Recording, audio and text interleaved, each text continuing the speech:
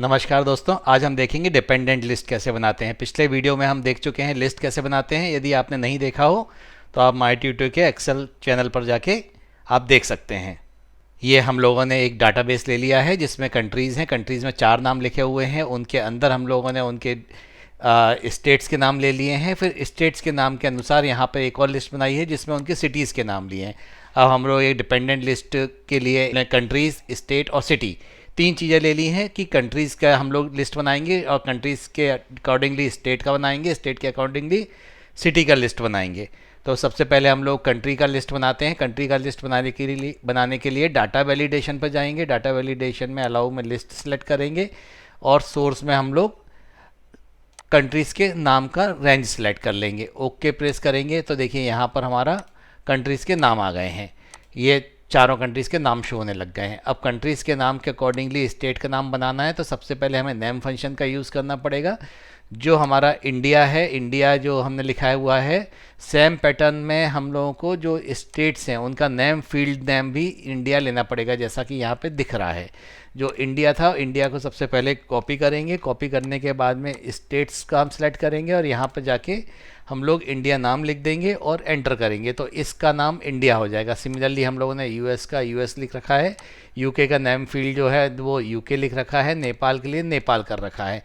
तो ऐसे ही हम लोगों ने स्टेट में भी कर दिया है कि मध्य प्रदेश जो है, तो मध्य प्रदेश में हम लोगों ने भोपाल और ग्वालियर, इंदौर का नेम फील्ड जो है वो मध्य प्रदेश कर देते हैं। इसको देखिए मध्य प्रदेश है तो इसको हमने कॉपी किया और यहाँ पे हम लोगों ने सिलेक्ट करके यहाँ पे मध्य प्रदेश पेस्ट कर दिया और एंटर मार दिया। इसका मध्य प्रदेश नाम हो गया है। ये इसका महाराष्ट्र नाम है, छत्तीसगढ़, कैलिफोर्निया, इंग्लैंड और कोशी, ये हम लोग ले लिया है। अब हम लोग स्टेट में जाएंगे। स्टेट में डिपेंडेंट लिस्ट बनाने के लिए डाटा वैलिडेशन में जाएंगे। डाटा वैलिडेशन में लिस्ट फंक्शन में जाएंगे।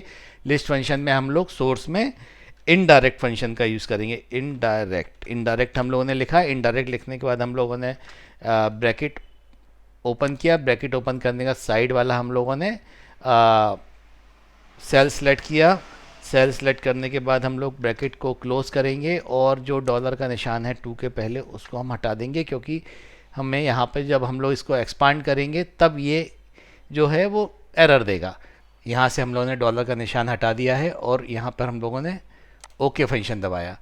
तो ये देखिए इंडिया में मध्य प्रदेश, महाराष्ट्र, बिहार, ये सारे स्टेट आ गए हैं।